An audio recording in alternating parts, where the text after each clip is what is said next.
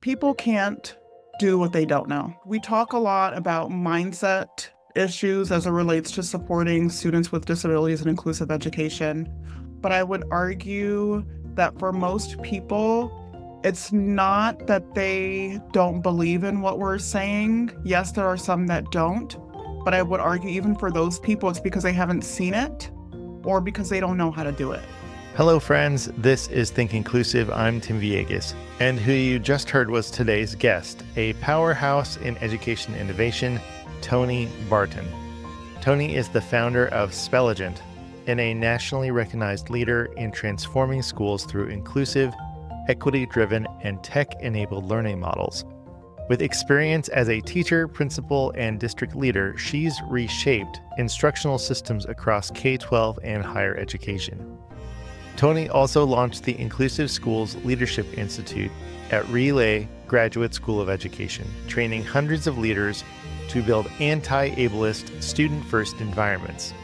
She's a frequent speaker at major conferences like South by Southwest EDU and has been featured in Forbes and the Hechinger Report. Her book, 6 Principles for Building a Truly Inclusive School, is a must-read for forward-thinking educators. Toni is here to share how we can disrupt outdated systems and create schools that truly prepare each student for the future. Thanks so much for being here with us today. We appreciate each and every one of you listening to or watching Think Inclusive, MCIE's podcast that brings you conversations with people doing the work of inclusion in the real world. And while you are here, make sure to hit the follow or subscribe button wherever you are so that you can keep getting Think Inclusive in your feed. In this episode of the Think Inclusive podcast, Toni shares her journey from law to education, inspired by her son's special education experience, and discusses the importance of moving beyond merely knowing about inclusion to actively implementing inclusive practices. We delve into topics like anti-exclusionary program designs, creating person-first cultures, and the urgency of data in driving student success. Toni also underscores the critical need for special education teachers to step into leadership roles to bring about systemic change. Before we get into my conversation with Toni, I want to tell you about our sponsor for this season, IXL. IXL is a fantastic all-in-one platform designed for K-12 education. It helps boost student achievement, empowers teachers, and tracks progress seamlessly. Imagine having a tool that simplifies what usually requires dozens of different resources. Well, that's IXL. As students practice, IXL adapts to their individual needs, ensuring they're both supported and challenged. Plus, each learner receives a personalized learning plan to effectively address any knowledge gaps. Interested in learning more? Visit ixl.com/inclusive. That's ixl.com/inclusive. All right, after a short break, we'll get into my conversation with Toni Barton. Catch you on the other side.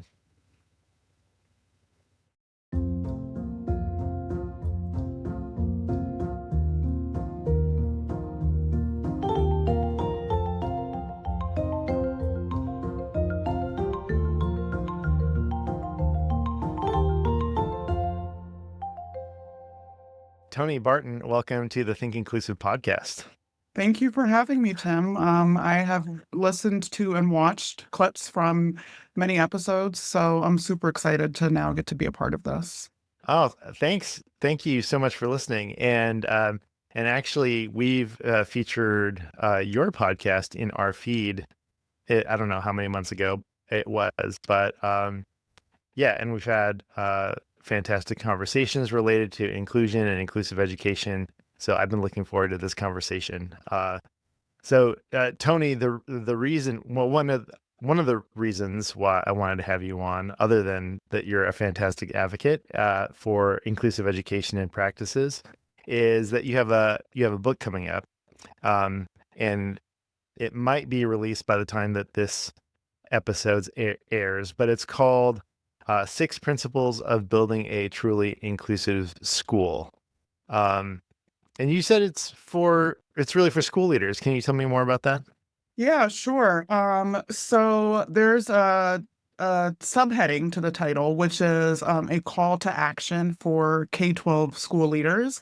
And that was super intentional on my part. Because many people will tell you, okay, we know what inclusive schools are, we know what inclusive education is. But there's a gap between knowing and doing. And so I really designed this book to be a true call to action. Like we have the information out there in terms of what it's going to take and what we need to do. We just need an impetus to make it happen. And so the tone of the book really is to push leaders to think critically about what's happening in their schools and to commit to change. And that's sort of really like the heart of it. Exactly. And I've been able to preview the book. It's fantastic. It's going to be a fantastic resource. And something that I really love about the book is that you sprinkle in stories throughout the entire book. So it's not just like this academic way of approaching this. You really bring in storytelling, which I think is a really big part of changing hearts and minds. And if you wouldn't mind, you actually start off, I think it's in your intro, talking about the experience of becoming a special educator and why you even went down this path. Do you mind talking about that? No, totally. I would love to talk about that. So I'm a career changer. Actually, I'm a two-time career changer. I started off in the business world, and then I went to law school. And shortly after graduating from law school, my son entered elementary school, and his first grade teacher called me one day with the concerning voice and those words that a parent never wants to or is never prepared to hear. Is that I think that your son needs to be referred to special education because he's fidgety. And I was like, "What?" I was like, What does that even mean?" I mean, what I know about my son is that he's reading chapter books, he loves school, he has lots of friends, so, like, what is this whole special education thing? And so I went into a deep rabbit hole around Black boys in special education because, like I said, I had just graduated from law school, and so I didn't know anything about, special education, but that raised a red flag for me also because he was one of very few Black students in that entire school. And so I was like, well, maybe she just sees him being fidgety because he looks different from everyone else in the classroom.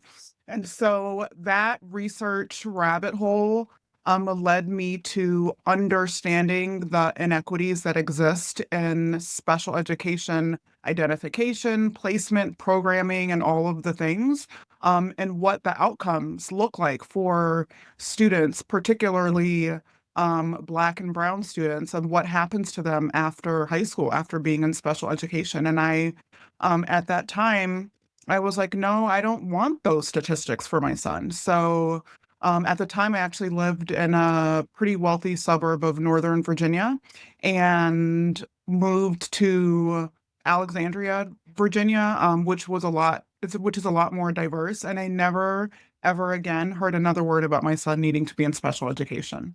And so that really propelled me to wanting Mm. to go into the field. And I became um, a special education teacher in DC public schools. And I abandoned my law degree to my mom's dismay. Goes to law school and then becomes a teacher. And I've always Oh been man. driven by passion and doing what's right and justice. And so that's how I ended up here. And I have not looked back since. Wow, that's amazing.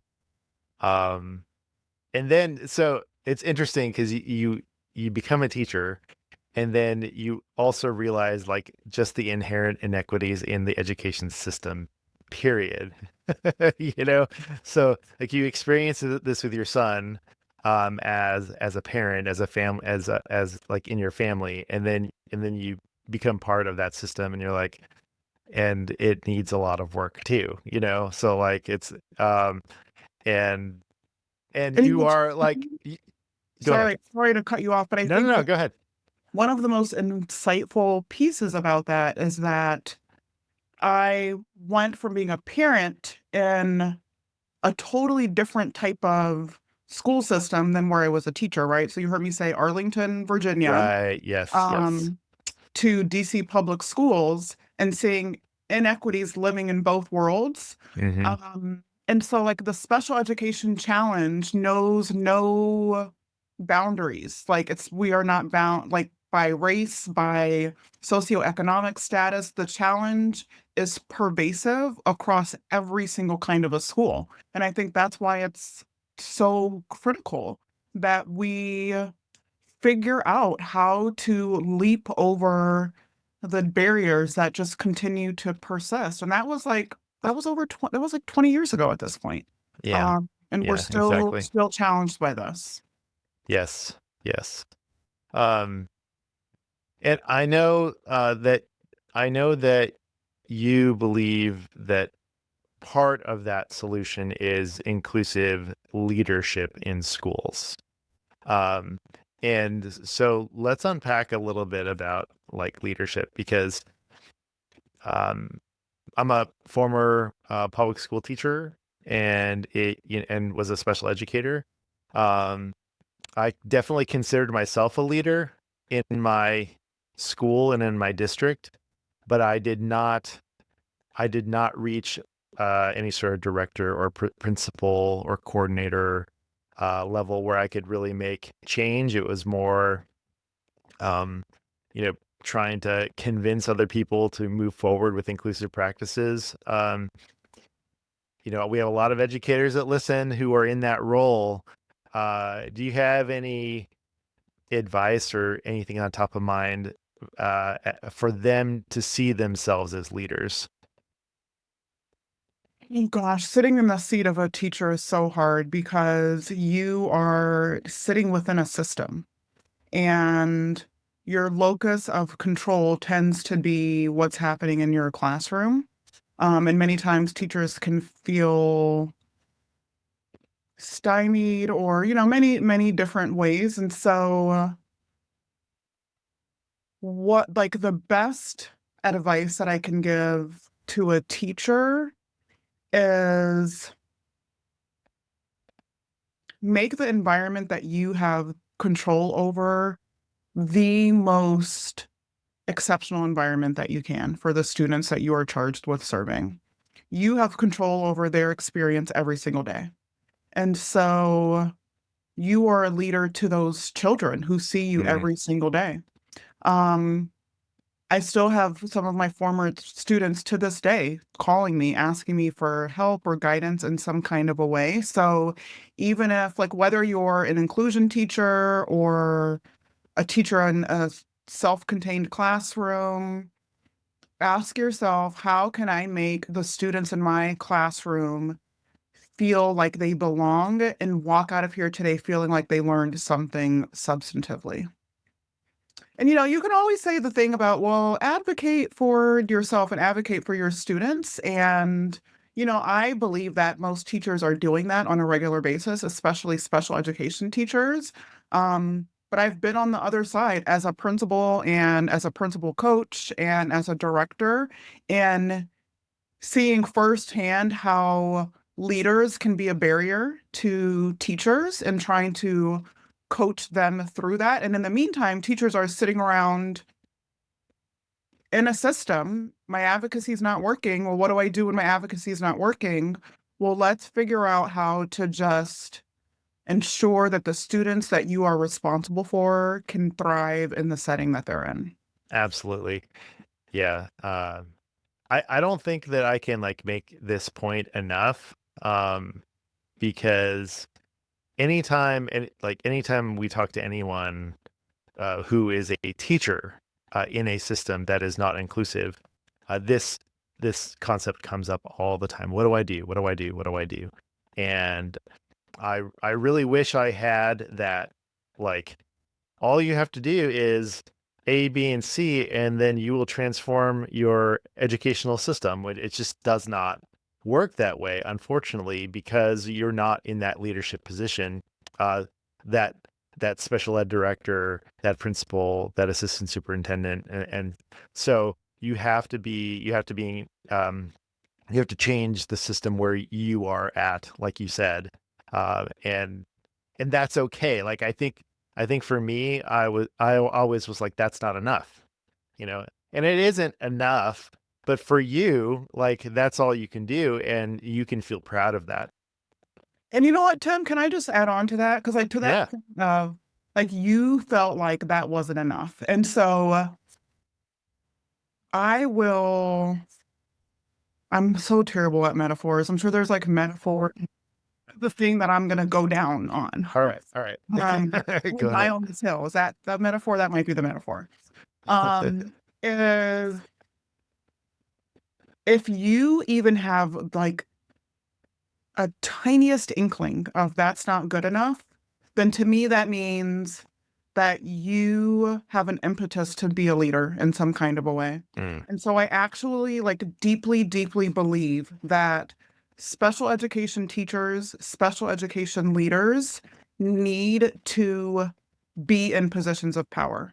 And so a lot of the coaching that I do with teachers and leaders is special education leaders and teachers, they need to change their seat on the bus. I would say 95% of special education leaders that I have worked with or trained or something over the past, I won't tell you how many years, have said, I don't have the power or the control to change this or fix this. And so I'm like, okay, well, how are you going to become a principal manager or special education teacher? I want to see you sitting in the seat of principal or district level special education leader. What's your path to becoming an assistant superintendent or superintendent? Because that's the reality that we live in. Those are the yeah. people that have the voice. Those are the people that have the power.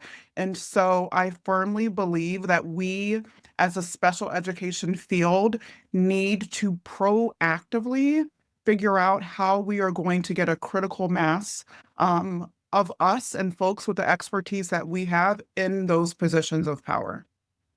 That's a great point. That is a great point. Yeah. How do we equip educators to move along the path towards educational leadership? So yeah, absolutely. Um, I want to talk about your book a little bit because you have 6 principles um, for building a truly inclusive school. So there's a couple things. Um, just even in the title, like a truly inclusive school. Like I think you and I know what we're talking about when we're talking about inclusion. But most people, a lot of people, when they hear the word inclusion, what they really mean is inclusive placement, right? Students with and without disabilities in the same room, in the same space. But we're not talking about supports. We're not talking about if the student feels a sense of belonging, if they're engaged, even if they are accessing the general curriculum. There's no talk of that. It's just the presence in the room. So what does it mean for you? Uh, like, what's that truly inclusive school look like? Sure. So truly was I just want to start with like I'm glad that you pulled that out because I put the word truly there intentionally.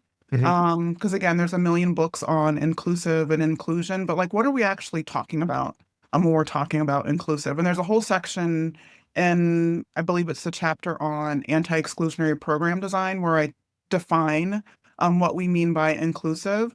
And like the term that you used there, belonging, like I don't want us to use that loosely. And I would love to like start with that. Sure. And I recently like did a post or something about it. Like if you ask a student, do you feel like you belong at school? What is their answer?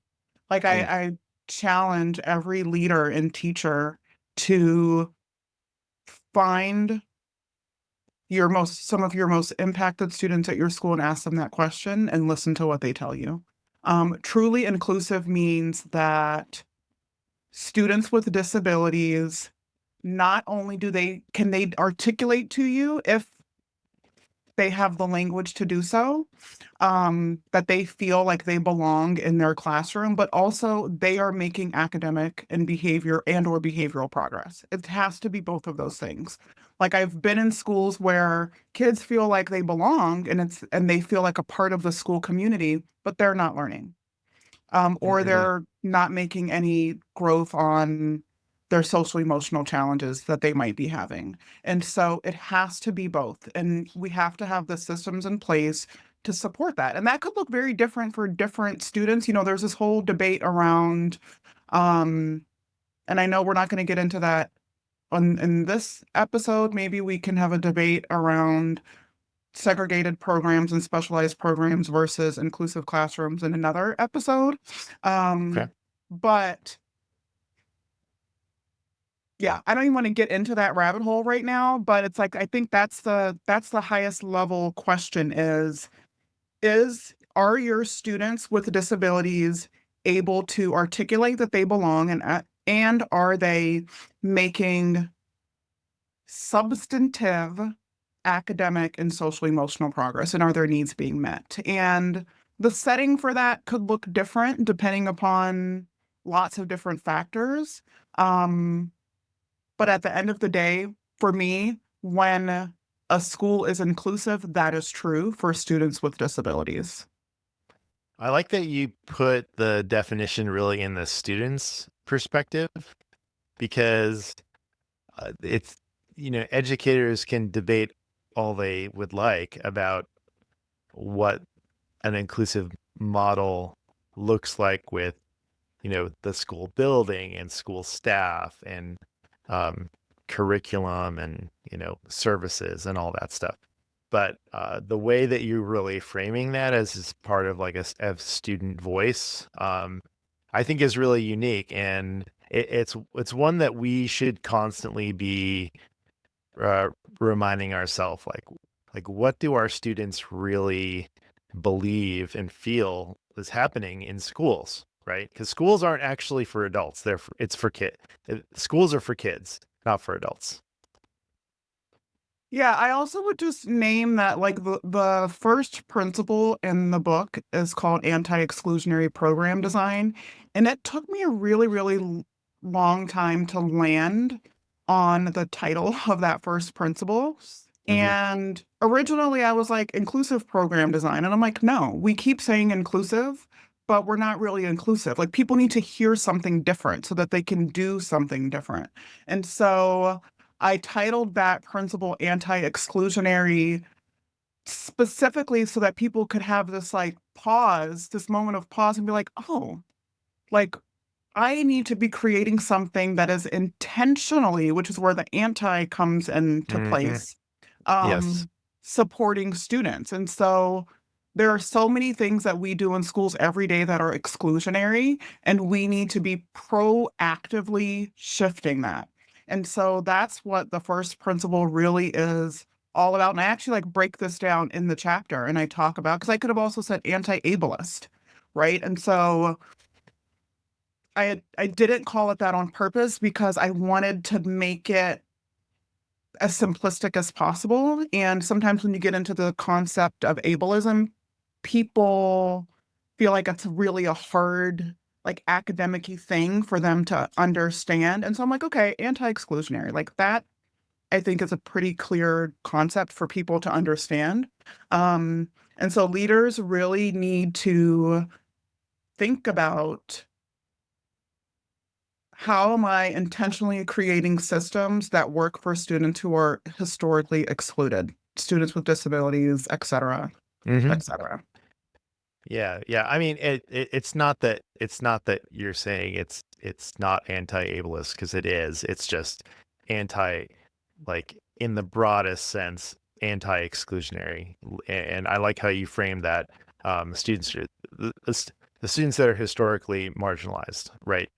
Um, yeah, and so the word choice I think is really interesting, and it does make you think like, what does that actually mean? And I like how you describe that.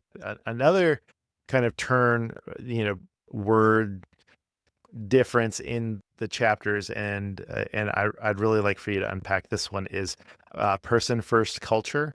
Mm. So um, if you've listened to this podcast before, we've talked a lot about language, right? Person Yep. first language, identity first language, um, you know, what those mean, how to incorporate that uh, to just in an inclusive mindset. But I'm interested in what you mean by person first culture. That's a great question. And I love that correlation to the idea of person first language, because when people read that principle, they're like, oh, are we talking about language? Like, what exactly are we talking about? Yeah. So, this chapter is all about behavior and social emotional support systems. And when, in my work with leaders, we like to think about systems like the big three systems in school: data, culture, and instruction. And so when you talk about a culture system, we're talking about all of the systems that drive how adults and students act in a school. And so, and things that support the culture. And so behavior systems and discipline systems fit within that system. Whenever I'm doing work with leaders around culture, I intentionally, I feel like I've used the word intentionally 1,000 times. I strategically, intentionally say to them, you're not going to hear me say behavior or discipline system, and that's on purpose. Mm. And it's because the way that that language frames things, it frames it as there is a student problem, and they have a negative connotation. Like when we think about discipline and behavior, there's an immediate negative connotation to it. And so what I'm trying to get people to understand is that when we're talking about, especially with students with disabilities with diagnosed behavioral challenges, we're talking about a social emotional need, and we need to identify what is that need and how can I support the student. And so we're coming from like a student-centered frame of reference, and students are people. And so that's really what person-first culture is trying to articulate, is that we're thinking about each student's individual needs and creating a culture to support that needs. And so that means we need to be designing behavior and discipline systems that are supporting their social emotional needs. Like the other thing that I tried to do for leaders, um, and honestly, the other thing that I'll say is that while this book is called A Call to Action for Leaders, it's actually a book that can be used by educators. I actually even have like very specific calls to action for parents, policy makers, and other stakeholders that are involved in the school system in some kind of a way, because everyone plays a role. But at the top of each chapter, I specifically named like what the call to action is.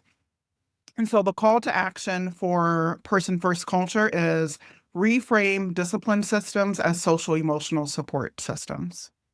And so when you're approaching anything related to behavior or discipline with that as your frame of reference, it totally changes the way that you go about designing, creating rules and procedures. And so I think it's really important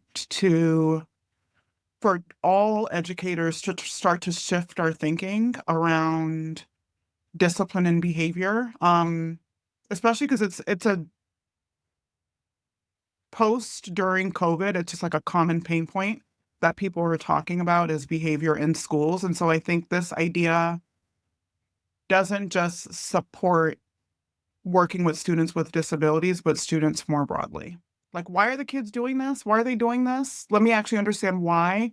And then let's like come up with a solution that's associated with that. Why?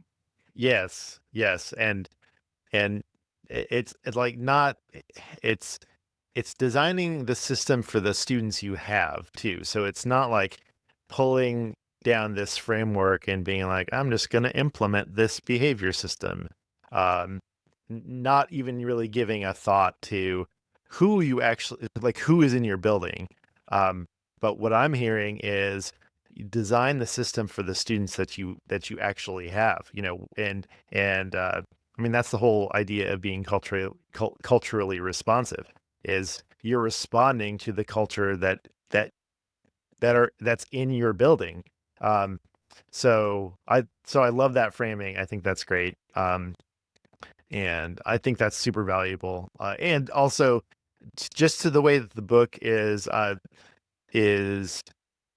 structured, having the stories, having the calls to action, um, and then just really practical examples. I think there are really it's going to be a really good resource, or it is a good resource by the time this is aired. It's going to be out there for you to purchase and use. The other thing I'll say, Tim, is that we should, I'm just like putting this out there for Yeah. future reference. So I also had the huge gift of feedback from like some of my role models in this work. Um, Zaretta Hammond read my chapter on instruction and gave me feedback on it. And for those of you who don't know who she is, she wrote Culturally Responsive Teaching in the Brain, and she's just an icon in that work. I also got some initial feedback from Katie Novak, who does a lot of work around universal design. And then Paul Gorski wrote the foreword for my book, and he is um, uh, an iconic practitioner in equity more broadly. And so I think that group of individual bodes well for some really meaningful conversations around special education being a part of the broader equity conversation. Those were both Mhm. sort of like ahas that I had in conversations with Paul and Zaretta, and how we can, as a sort of like an equity collective of individuals, push this conversation forward in a more targeted way. So I would love to get that group of folks together to have a conversation about this and the bigger picture. Yes, absolutely. And I'm always up to have a conversation. And Katie is a former guest and friend. So, and I would love to know the other people as well. So thank you for sharing that. And let's get something going. Let's get it That's going. uh, another part of the book that I think is interesting and I'd love for you to unpack is about data. So, and you use the phrase data urgency. Is that right? Yeah, So it's like really intentional language. I really appreciate that. So help us understand data urgency. sure. Oh gosh, where do I even start? So we get information about kids every single day. When I was a special education teacher, no one ever cared about data as related to my students until it was time to turn in IEP progress reports. Well, those are only due every 9 weeks. That is not urgent. Like we can't wait 9 weeks to figure out whether or not students are making progress or meeting their goals. And so the data for students with disabilities has not changed over the past 20 years or so. And so we need to do something different as it relates to data. And so we cannot sit around and wait for kids to fail. We need to be acting and proactively planning ahead for student struggles. Like we have a whole document of information about every kid with a diagnosed disability. And so how are we using that data on a regular basis to make decisions about their programming so that they are making academic progress? And so if you remember, if we go back to my definition of inclusive, it's like students are thriving academically and behaviorally. So, how are students doing on their work? There is a kid right now in someone's classroom who is struggling, who is failing, who doesn't know what's going on. And teachers, with the hustle and bustle of their responsibilities, are asked to do a lot and don't necessarily have the time or the structures in place for them to stop and say, okay, did my students with disabilities understand the content that I put in front of them today, and what am I going to do about it? So when I say being urgent around data, if we really, really, really want to close the performance gap between our students with disabilities and their peers, that's what we need to be doing. Every single day, we need to have a pulse on, did my students understand what was taught? If not, what do I need to do about it tomorrow? And so there are some meeting protocols that I share in that chapter, that actually give teachers and leaders like a concrete way, or a concrete guide for how to do that. But it even like goes down to the, what are you doing during the lesson to get a pulse on who's getting it and how are you doing something about it, like even during the lesson. And so are you like strategically planning for, okay, today we're learning fractions, and I know that Toni struggles with multiplication. So this is what I need to, I'm going to give Toni a little quick activity on this. I'm going to come check back in with her. And then at the end of the lesson, I'm going to come back to her again. And so it's like being urgent. It's like every minute matters. And so what are we doing to make sure that we constantly know who's struggling, why they're struggling, and we have a plan for that struggle? I like that. Every minute matters. Are you familiar with the TV show The Bear? No, I'm not. No, okay. Then this metaphor or simile or what, I'm no good at that either. Um, will not you don't have the context for it, but I will attempt to share the context. So, The Bear is a show about a chef in Chicago. Um, and he's running, it's kind of like a family-owned business that he takes over. And this was a person who went to like these fine culinary art schools and got trained in really high fine dining. And one of the places he worked at, um, the head chef had a plaque on the wall that says every second counts. And so that's kind of a running theme, is just this sense of urgency, right? Mhm. That everything you do is meaningful. There's no wasted seconds, there's no wasted minutes in the kitchen. And I feel very much the same way. Like when you are teaching at a really, you know, like impactful level, that's how it feels, right? Every minute counts. There's no wasted seconds in a really engaging classroom. And so yeah, that just reminded me of this idea of urgency. And I really like it. I really love the language that you're using. Yeah, and I would love to like make a connection back to what we were saying at the beginning around teachers and their locus of control, and then leaders and what their responsibility is. So the thing that I described around teachers planning during the lesson, okay, these are the students who are going to struggle. This is what they're going to struggle on. I'm going to do this at the beginning of the lesson. I'm going to do this at the end, and I'm going to plan for tomorrow. That's a thing that the teacher has control over and that they can do. Mm. Now, the leader has control over, like, okay, let's actually help Miss Barton now take a look at her whole entire week. Let me sit down and coach her as the instructional leader of the school and say, okay, I noticed that these three students with disabilities have been struggling on that. Like, do we actually have the right schedule or the right, like the bigger systems that the leader has control over in place to allow you, teacher, to support students in the way that they need to be supported? And so everyone plays a role. And I think it's just important for people to always be thinking about, how can I, like, what is the role that I can play in this particular area? And so while again, like, this book is oriented towards leaders, there are some very concrete things like outlined that teachers can actually do without having the leader to have to come in and give them Mhm. guidance or tell them to do something.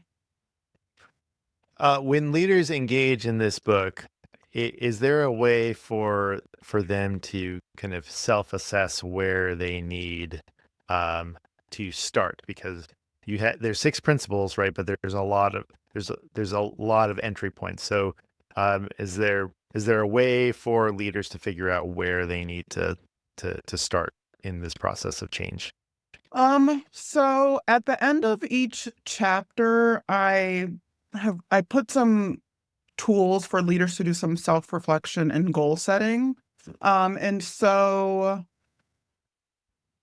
there are supplemental tools that can support leaders sort of with that prioritization that will eventually be on my website that they can have access to help them with that prioritization. But those tools are not like directly outlined in the book. But what I would say is more broadly, there are a set of core practices for each of the principles outlined in the book. And so leaders can do a reflection on which core practices, like for the different principles, which one do I have the greatest gap in, and Mm. potentially start there. But I would just say that the principles are sort of in a hierarchical order Okay. also. Mhm. And so, principle one, I think, is probably the most important and people should start there. And then they can sort of like assess from there, like what I hate to say, like when we're talking about inclusive schools, I hate to say, oh, you can just focus on this principle or that principle because they all sort of work together. And I think that's one of the biggest takeaways that I've had in my work with leaders over the years is that people want a quick fix or Mm. a short answer. And the reality is, if you want a truly inclusive school, you need to do all of the principles that this book says. And you can start with anti-exclusionary program design because that's like really forcing you to think around like the bigger picture systems and structures around those three systems that I talked about.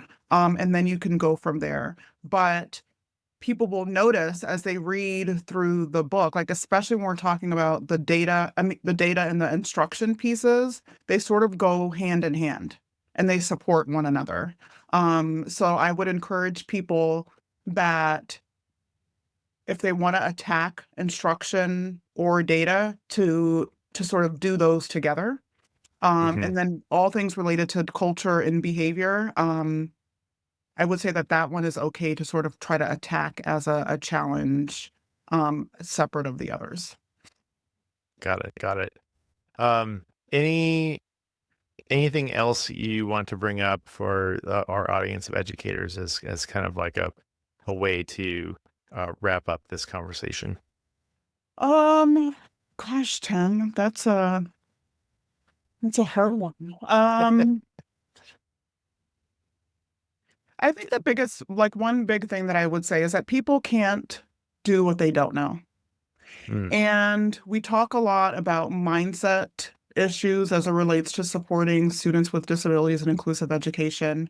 But I would argue that for most people, it's not that they don't believe in what we're saying. Yes, there are some that don't. But I would argue even for those people, it's because they haven't seen it or because they don't know how to do it. Which is Hmm. why I think Yeah. that your podcast is so powerful because it elevates examples of what it looks like in action and gives people guidance on what they can actually do. And so also sought for this book to be that vision for people. Here is what it looks like, and here's what you do. I would encourage leaders pick up this book as a book study, even if you don't try to do the things in it in a given year, engage in a book study with your staff about it. I encourage superintendents to pick up this book and do it as a book study with your leadership teams at the superintendent level, and then use that to drive future strategy. There's a chapter in this book on inclusive professional learning, and I talk about like here are all of the things. It's like sort of an inventory of what you need to know and understand in order to lead in an inclusive school. And so build capacity of the people to know how to do it. Like, don't just assume that people don't want to or have a negative mindset. Because if we unpack that, we'll realize is that people just don't really know what to do or what this looks like. You're so right. I I don't run into people who don't want to be inclusive. Like, and if I do, it's like It's such a rare thing for someone to really have that mindset. The vast majority of people want to be inclusive. They want inclusive schools. They just don't know how to do it or what it looks like. And so I'm so grateful that your book will be a resource for leaders for them to engage with and to move inclusive practices forward. Um, where can people find more information about you, about how to engage with you, contact you, and where they can buy the book? Sure. People can go to my website, which is thetonibarton.com. So like thetonibarton.com, and links to everything are there. They can order the book on any bookseller website, or the publisher's website, but I've linked all of that stuff on my website. So if people can go there, they can find the link to that, and they can also find links to my podcast and book excerpts and tools that go along with each of the chapters. And what's the name of your podcast? Oh, it's School Disrupted.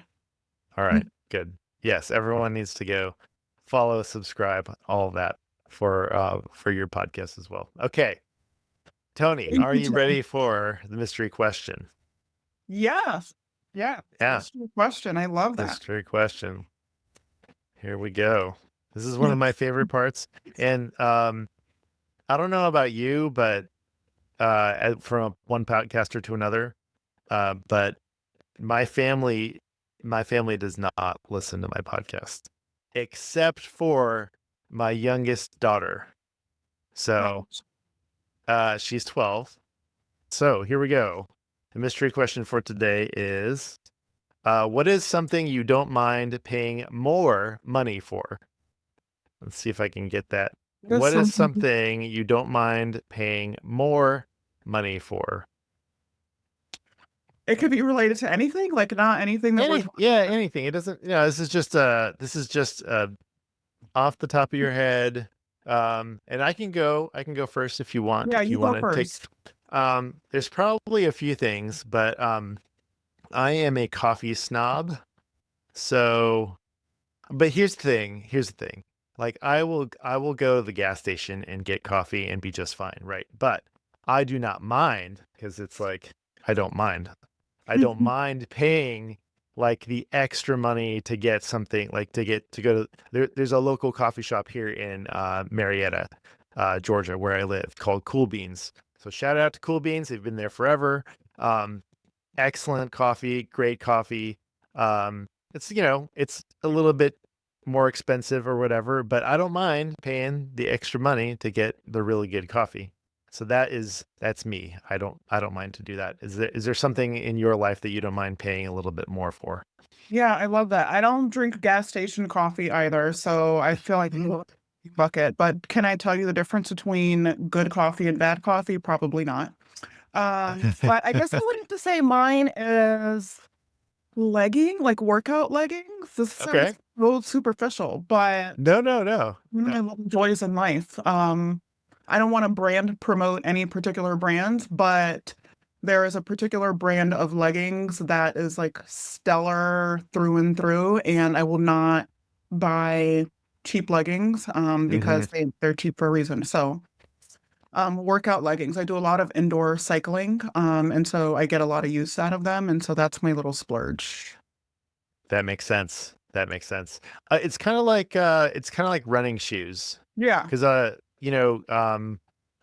used to run a lot more than I do now, but like um and I'll say the brand because just in case they want to sponsor the podcast, why not, right?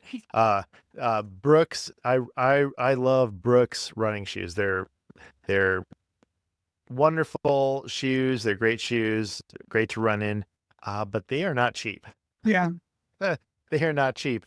So and I'm not going to go out and get the cheap pair of running shoes, because it actually might like hurt my feet Yeah. if I'm Yeah. running them. So yeah, it's something, but you're right. You just something you spend a little bit more money on, but it's more comfort, and you're getting a good product and all that stuff. So all right, good stuff. See, Fun Love mystery mystery question. questions. That's fun. Yeah. Yeah. I said I'm going to run out of mystery questions eventually because I only have a few. I started out with like a stack like this. And so I told my 12-year-old that she was going to have to start writing them for me. So Emma should Also, get on that. I'm sure ChatGPT can help you out with that. Exactly. I did have, I know this, I know we're just chatting, but like AI is, it's just so interesting to me. I did have this idea of like having an AI chatbot like come on as like a third guest and like give us questions to answer. So I think that'd be kind of fun. Yeah, And that'd so be fun. maybe in the future I'll have to figure out how to do that. Toni Barton, thank you so much for being on the Think Inclusive podcast. This was a lot of fun. Thank you, Tim. It was a pleasure. I love talking about this stuff, and I hope to be able to come back again. That's all the time we have for this episode of Think Inclusive. Now, let's roll the credits. Think Inclusive is brought to you by me, Tim Villegas. I handle the writing, editing, design, mixing, and mastering. This podcast is a proud production of the Maryland Coalition for Inclusive Education. Our original music is by Miles Credich, with additional tunes by Melody. A big shout out to our sponsor, IXL. Check them out at ixl.com/inclusive. We truly appreciate each and every one of you who tunes in. We'd love to know how you are using our episodes. Are they part of your teaching toolkit? Are you sharing them with school administrators? Drop me a line at tvegas@mcie.org and let me know. And hey, if you're still with us this far into the episode, it probably means that you love Think Inclusive and the work MCIE is doing. Can I ask a small favor? Help us keep the momentum going by donating at our website, mcie.org. Just click the button at the top of the site and chip in $5, $10, $20. It would mean the world to us and the children in the schools and the districts we partner with. Thanks for your time and attention. And remember, inclusion always works. From MCIE.